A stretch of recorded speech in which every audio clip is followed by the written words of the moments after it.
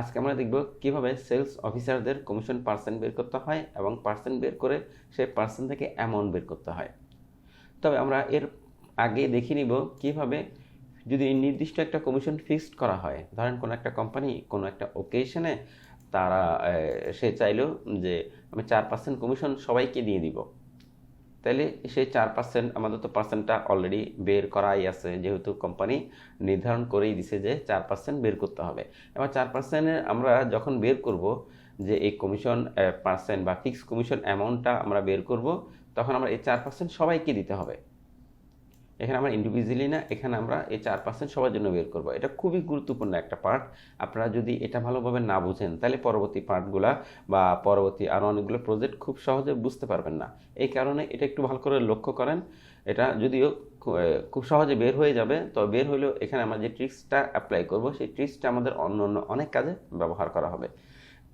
এরপরে এবার আমরা কি করব, আমরা যদি কমিশন পার্সেন্ট বের করতে চাই, এই সেলস অফিসারদের কমিশন ফিক্সড কমিশন অ্যামাউন্ট বা ফিক্সড কমিশন পার্সেন্টের অ্যামাউন্ট বের করতে চাই, সেক্ষেত্রে আমরা কী করব, ইকুয়েল দিব।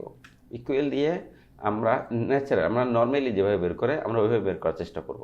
যেমন টোটাল সেলস রেভিনিউকে ধরবো, এরপর আমরা ইনটু দিয়ে ফিক্সড যে কমিশনটা আছে পার্সেন্টেজ সেটাকে ধরে আমরা এন্টার দিয়ে দিব। এন্টার দেওয়ার ফলে আমাদের এখানে অবশ্যই যদি অ্যামাউন্ট হবে, এখানে পার্সেন্টেজ দেওয়া, আমরা এটাকে অ্যামাউন্ট করে দিচ্ছি। হোমে গিয়ে আমি এখান থেকে জেনারেল করে দিচ্ছি।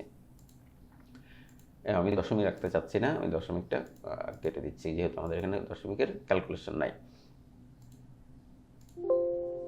এরপর আমি এটাকে যদি ডাবল ক্লিক করে দিই বা নিচের দিকে ড্র্যাগ করি, তাহলে দেখেন আমরা তো জানি যে এক্সেলে একজনেরটা বের করলে বাকিদেরগুলো ডাবল ক্লিক বা ড্র্যাগ করলে বের হয়ে যায়। এবার একটা জিনিস লক্ষ্য করেন যে আমি যখন একজনেরটা এখানে বের করলাম 4%, একজনেরটা ঠিকঠাকভাবে বের হয়েছে, কিন্তু পরবর্তীগুলা কিন্তু ঠিকঠাকভাবে আসে নাই বা পরবর্তীর কোনো রেজাল্টই আসে নাই। এবার কেন আসে নাই এই বিষয়টা আগে একটু বুঝতে হবে।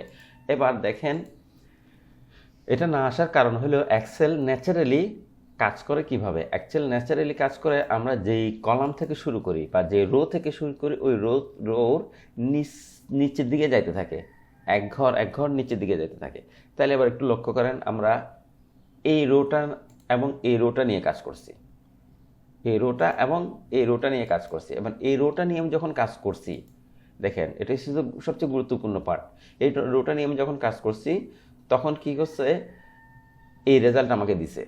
এখন যখন এক্সেল তো স্বাভাবিকভাবে নিচের দিকে যাইতে থাকে, যখন এই রোতে আসছে তখন এটার তো যখন নিচে গেছে তখন এখান থেকে এই রোতে চলে আসছে।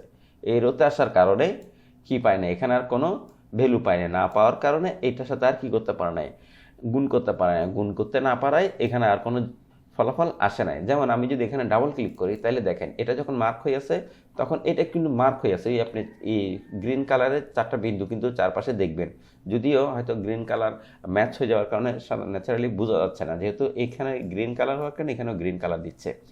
এবার আমি যখন এটাকে এন্টার দিয়ে বের হয়ে যাচ্ছে, আবার এখানে যখন ক্লিক করতেছি, এখন একটু লক্ষ্য করেন, এখন লক্ষ্য করেন যখন আমি এই ঘরটা চলে আসছে এক্সেল আসার পর কিন্তু এখান থেকে নিচের দিকে নামিয়ে গেছে। এই ঘরে যখন কিছু পায় নাই, এখানে কোনো রেজাল্ট দিতে পারে নাই। এরপরে যখন 3 নম্বর ঘরে চলে গেল, 3 নম্বর ঘরে যাওয়ার পর এখান থেকেও ঠিক 3 নম্বর ঘরে চলে আসতেছে। চলে আসার কারণে এখানে যখন কিছু পাচ্ছে না, এখানে আর রেজাল্ট দিচ্ছে না। দ্যাট মিনস আমরা কি বুঝলাম, যে মাইক্রোসফট এক্সেল ন্যাচারালি নিচের ঘরগুলো নিয়ে ক্যালকুলেশন করতে থাকে। আমরা যেখান থেকে শুরু করি সেখান থেকে শুরু করে নিচের দিকে। এখন আমি চাচ্ছি কোম্পানি যেহেতু 4% কমিশন সবাইকে ফিক্সড করে দিছে সবার জন্য, এখানে যদি 1000 সেলস অফিসার থাকতো 1000-এর জন্যই আমাদের এই 4%টা ব্যবহার করতে হইতো। এখন তাইলে কি আমাদের কি করতে হবে, এখানে আমাদের 4%টা লিখে দিতে হবে, তখন এই ভ্যালুটা চলে আসবে। যেহেতু আমরা নিচের ঘরগুলা সে নিচ্ছে, আমি আবার এখানে যদি 4% লিখে দিই তাইলে আমার এর নিচের অ্যামাউন্টটাও চলে আসতেছে। এখন তাইলে কি আমরা এই 4% সবার জন্য 1000 যদি সেলস অফিসার থাকে তাহলে কি 1000 বার লিখবো? না, এটা কোনো স্মার্ট ওয়ার্কের মধ্যে পড়ে না। এর জন্য আমরা কি করব, এই 4% আমরা প্রতিবার প্রতিজন সেলস অফিসারের জন্য আমরা লিখব না। আমরা কি করব, এই 4% যে একটা ঘর আছে এটাকেই আমরা সবাইকে যদি ফিক্সড করে দিতে পারি সবার জন্য, সবাই যায় যদি এখান থেকে 4%টা নিতে পারে, তাইলে কি হবে, সবার অ্যামাউন্টগুলো খুব সহজে চলে আসবে। তাই এই ফিক্সড করা কাজটা করে ডলার সাইন, এই ফিক্সের কাজটা করে ডলার সাইন। ডলার সাইন এক্সেলে দুইভাবে কাজ করে, একভাবে সেলকে ফিক্সড করে দেয়, আর একটা তো টাকার কারেন্সি হিসেবে ব্যবহার হয়, এটা আমরা সবাই জানি, ন্যাচারাল বিষয়।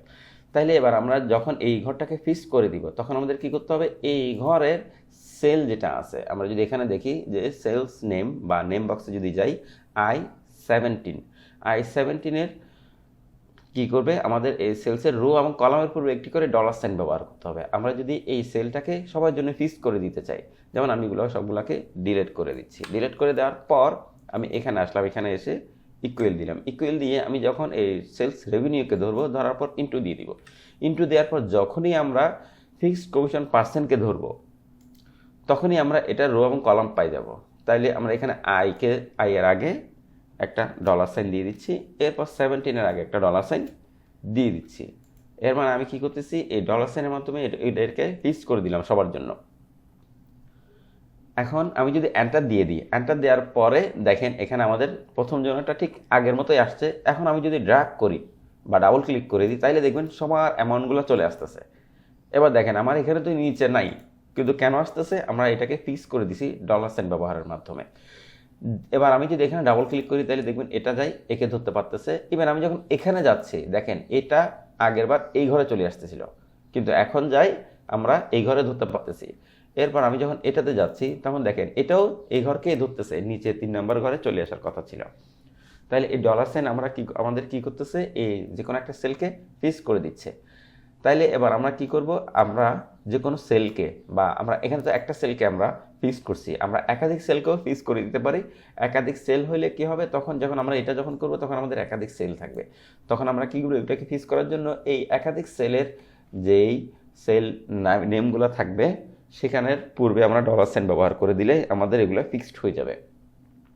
এবার এটা আমরা কিন্তু শর্টকাটও F4 দিয়েও নিয়ে আসতে পারি। কিবোর্ডের ফাংশন যে কিগুলো আছে একেবারে উপরে F1, F2, F3 এভাবে করে F4 যে অপশন এই কিটা আছে এটা প্রেস করলে আমাদের এটা খুব সহজে চলে আসে। যেমন আমি একটা শর্টকাট করে দেখা, আমি এগুলোকে ডিলিট করে দিচ্ছি। ডিলিট করে দেওয়ার পর আমি এই ঘরে চলে গেলাম। এই ঘরে যাওয়ার পর আমরা ইকুয়াল দিলাম। ইকুয়াল দিয়ে আমি এটাকে ধরে ইনটু দেওয়ার পর যখন আমি কমিশন পার্সেন্টকে ধরবো তখন আমি সাথে সাথে যদি F4টা প্রেস করি, কিবোর্ড থেকে ফাংশন কিয়ের F4 প্রেস করার সাথে সাথে দেখেন যেখানে ডলার সাইন দরকার ওরা অটোমেটিকলি দিয়ে দিবে। দিয়ে দেওয়ার পর এন্টার দিয়ে দিবে, এন্টার দিয়ে দিলে এরপর আমরা যদি ডাবল ক্লিক করে দিই তাহলে সবার ভ্যালুটা খুব সহজে চলে আসতেছে। এটা যদি আমরা খুব ইজিলি বের করছি, কিন্তু এটা একটা বোঝার বিষয়। এটা যদি আপনি বুঝেন, এরপরে অনেকগুলো প্রজেক্ট বা অনেকগুলো প্র্যাকটিক্যাল যেগুলো আমরা দেখাবো ওগুলো করতে আমাদের সহজ হবে। এরপর আমরা ইন্ডিভিজুয়ালি কমিশন পার্সেন্ট বের করব। দেখেন এখানে কিন্তু আমরা পার্সেন্ট বের করি নাই, এখানে কোম্পানি নির্ধারিত বলে দিছে যে 4% এমন সবাইকে ডিস্ট্রিবিউট করে দাও। আর এখন যেহেতু আমি 4% বা এখন যেহেতু আমরা ইন্ডিভিজুয়াল কমিশন বের করবো তাদের সেলস রেভিনিউর উপরে ডিপেন্ড করে, সেটা আমরা কোত্থেকে বের করবো, সেই সেলস স্কেল থেকে। এখন এই সেলস স্কেলটা কোত্থেকে আসলো, সেই স্কেলটা কোম্পানি নির্ধারণ করে দিবে, অনেকটা সেম অ্যাজ রেজাল্ট শিটের মতো। যেমন রেজাল্ট শিটে আমরা জানি যে কেউ যদি 80 মার্কস বা এর উপরে পায় A+ পায় ন্যাচারালি, কারণ এটা কে নির্ধারণ করছে, এটা শিক্ষা বোর্ড নির্ধারণ করে দিছে যে 80 মার্কস যে পাবে বা তার উপরে যে পাবে তাকে A+ দিয়ে দাও। এরপরে ক্রমান্বয়ে আস্তে আস্তে কমতে থাকে। ঠিক একইভাবে এই স্কেলটাও কোম্পানি নির্ধারণ করে দিছে। কেউ যদি তাদের নির্ধারিত টার্গেট ফিল আপ করার পর যে তাদের যেটা বেসিকের পর নির্ধারিত যদি কোনো টার্গেট ফিল আপ করতে পারে, যেমন আমি এখানে বুঝতে সহজ হওয়ার জন্য আমি এখানে 20,000-এ 2% এবং 30,000-এ 3%, 40,000-এ 4% এভাবে সহজ করে দিয়ে দিছি যাতে আমাদের বুঝতে সহজ হয়। এবার আমরা এই স্কেল ব্যবহার করে এখানে কে কত পার্সেন্ট কমিশন পাচ্ছে এটা বের করব। এটা বের করার জন্য আমাদের ইকুয়াল দিয়ে ভিলুকআপ একটা ফাংশন আমাদের ব্যবহার করতে হবে। ভিলুকআপ ফাংশন ন্যাচারালি দুইভাবে ব্যবহার করা হয়। একভাবে হলো আমাদের আনুমানিক একটা ভ্যালু বের করে দেয়, আরেকটা হলো এক্স্যাক্টলি একটা ভ্যালু বের করে দেয়। এক্স্যাক্টলি ওটা আমরা পরবর্তী দেখবো, ভিলুকআপের আরেকটা ব্যবহার আমরা পরবর্তী দেখবো। ভিলুকআপ একটা ফাংশন, জাস্ট আমি কী করলাম, ইকুয়াল দিয়ে ভিলুকআপ ফাংশনটা আমরা নিয়ে নিলাম। নিয়ে নেওয়ার পর আমি টোটাল সেলস রেভিনিউকে ধরলাম। কেন আমি টোটাল সেলস রেভিনিউকে ধরছি, আমি একজনকে ধরলাম যাতে আমরা কি করতে পারি, আমরা একজনটা বের করলে ডাবল ক্লিক করে সবারটা বের হয়ে যায়, ওই কারণে আমি একজনকে ধরলাম। এরপর আমরা কমা দিয়ে দিলাম। এবার এই একজনের যে অ্যামাউন্টটা, এই অ্যামাউন্টটা কম্পেয়ার করবে এর মধ্যে থেকে, যে এর মধ্যে থেকে সে কোন অ্যামাউন্টের মধ্যে আছে, যে অ্যামাউন্টের মধ্যে আছে কি করবে, সেই অ্যামাউন্টটা এখানে বের করে দিবে। তাহলে এটা করার পর আমি কেন এর থেকে শুরু থেকে শেষ পর্যন্ত সবগুলোকে ধরলাম, ধরে আমি F4 দিয়ে ফিক্সড করে দিচ্ছি, যাতে এর বাইরে আর কোনো রো কলাম না নেয়, কোনো রো কলাম নিয়ে কি না করে, এই ক্যালকুলেশন না করে। এর জন্য আমি যখন ফিক্স করে দিলাম, ফিক্স করে দিয়ে আমি কমা দিব, কমা দিয়ে আমি চাচ্ছি যে কি বের করব, এখান থেকে আমি কোন রেজাল্টটা বের করব। মাথায় রাখবেন, সরি অলরেডি সর্দির কারণে একটু প্রবলেম ক্রিয়েট করতেছে। তাইলে এবার দেখেন যে আমরা এখান থেকে VLOOKUP ফাংশনে কি করতে হয়, আমরা যেই সেলগুলোকে ধরি সেই সেলের ইন্ডেক্স দিয়ে দিতে হয়। যেমন আমি এগুলোকে ধরছি, ধরার পর আমি কি বের করতে যাচ্ছি, সেলস, এরপরে কমিশন পার্সেন্ট বের করতে যাচ্ছি। তাহলে কমিশন পার্সেন্টটা এই সেলগুলোর মধ্যে কত নম্বর ইন্ডেক্স আছে, আমি যদি এই সেলস অ্যামাউন্টকে ধরি, তাহলে সেটা হলো ফার্স্ট কলাম, এরপর হইল কমিশন পার্সেন্টটা হইলো সেকেন্ড ইন্ডেক্স বা সেকেন্ড কলাম। তাহলে আমি কী করতে হবে, এই কলামটা বা ইন্ডেক্সটা দিয়ে দিতে হবে। আমরা চাচ্ছি কমিশন পার্সেন্ট বের করতে, তাহলে আমরা 2 দিয়ে দিব, এটা আছে 1, এটা 2-তে। যদি আমরা সেলস অ্যামাউন্টটা বের করতে চাইতাম তাহলে আমরা 1 দিতাম, আর এখানে সেলস অ্যামাউন্টকে ক্যালকুলেশন করে তার অ্যামাউন্ট বের করার কোনো মানেই হয় না। আর আমাদের এখানে হয়তো বা যে 1,11,030 যেটা দেখাচ্ছে, এখানে আমাদের হয়তো 1 লাখ টাকা এখানে চলে আসবে, এটার তো কোনো মিনিং হয় না। সেজন্য আমরা এখানে পার্সেন্টটা বের করবো, পার্সেন্ট বের করার জন্য আমরা এখানে 2 দিয়ে দিব। 2 দেওয়ার পর আমরা কমা দিয়ে আমরা অ্যাপ্রক্সিমেট ম্যাচ, আমরা একটু আগেই বলছিলাম যে VLOOKUP দুইভাবে কাজ করে, একটা হচ্ছে আনুমানিক ভ্যালু দেয়, আর একটা হলো exact match, that means exact একটা ভ্যালু দেয়। আমরা অ্যাপ্রক্সিমেট ম্যাচ দিয়ে ট্রু দিয়ে এবার এন্টার দিয়ে দিব। এন্টার দেওয়ার পর আমরা এখানে দেখতেছি আমাদের 0.1 আসতেছে, কারণ এটা পার্সেন্টেজে কনভার্ট নেই, আমরা তো আসলে পার্সেন্টেজ বের করবো, এটা জেনারেল আছে। আমরা হোমে গিয়ে জেনারেল থেকে যদি আমরা এখানে পার্সেন্টেজ করে দিই, তাহলে দেখবো আমাদের পার্সেন্টটা চলে আসতেছে। এরপর আমরা এখান থেকে কি করতে পারবো, এখানে আমরা পার্সেন্টেজের পরে দশমিক যদি রাখতে চাই তাহলে রাখবো, নাহলে আমরা এখান থেকে দশমিকটা রিমুভ করে দিতে পারি। আমি জাস্ট আপাতত রিমুভ করে দিলাম, এরপর আমি ডাবল ক্লিক করে দিলে দেখেন এবার যার বেশিরভাগ অধিকাংশ আমাদের এখানে হয়তো বা 1 লাখের উপরে হওয়ার কারণে অধিকাংশ এখানে 10% দেখাচ্ছে, কিন্তু যাদের দেখেন 20% বা 20%-এর নিচে তাদের কিন্তু 2% দেখাচ্ছে। 1,000 টাকা সাধারণত হয় না,